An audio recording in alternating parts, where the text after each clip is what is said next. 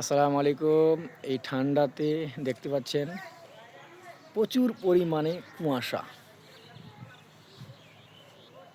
এই কৈতরগুলি দেখতে পাচ্ছেন বসে আছে কিভাবে, আর কুয়াশার মধ্যে দেখা যাচ্ছে না। দেখুন, এখান থেকে সামনের বাড়িটি দেখা যাচ্ছে না। দেখা যাচ্ছে? আপনারা দেখুন, আপনার এই লাইনের তারটি ঝাপসা ঝাপসা লাগছে। সামনে আমার পাশের বাড়ি যেটা রং আছে, সেটাও পুরো রংটি দেখা যাচ্ছে না। দেখতে পাচ্ছেন?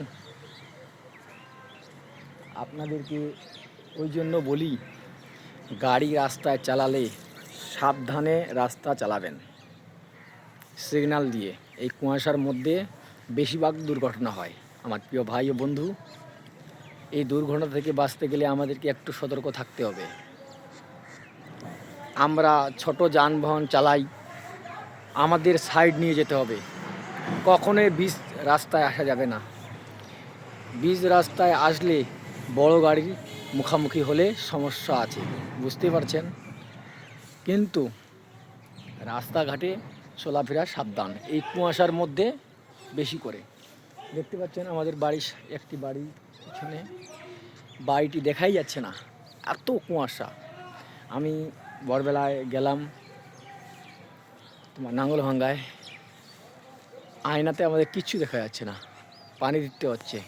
আরেকটি সমস্যা, যা আমরা টোটো যারা চালাই তাদের জন্য, যে পানি মেরে মানে একটু একটু আলু কেটে সীসার মধ্যে লাগাবেন আর পানি দেবেন, অবশ্যই কুয়াশা ধরবে না। বুঝতে পারছেন? কুয়াশা ধরবে না।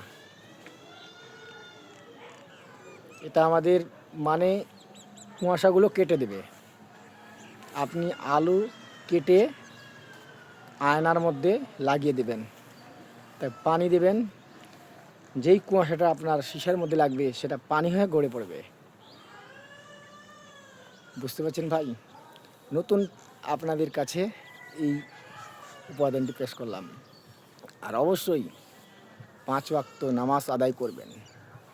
এই ঠান্ডার মৌসুমে আমাদের নামাজ আমরা পড়তে চাই না, উজু করি না ঠান্ডার পানিতে। ভাই, যিনি নামাজ পড়েন না এখন বুঝতে পারবেন না, মরে গেলে বুঝতে পারবেন। হায় হায়! ওই জন্য নামাজ ছাড়বেন না কেউ, নামাজ 5 ওয়াক্ত পড়বেন।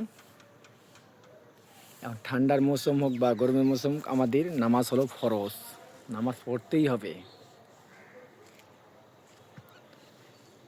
যতই ঠান্ডা হোক, কিন্তু নামাজ আমাদেরকে পড়তেই হবে। নামাজ আমাদের প্রথম সিঁড়ি। অবিরাম ভালোবাসা রইল। আসসালামু আলাইকুম। ভিডিওটি ভালো লাগলে শেয়ার করবেন বেশি করে।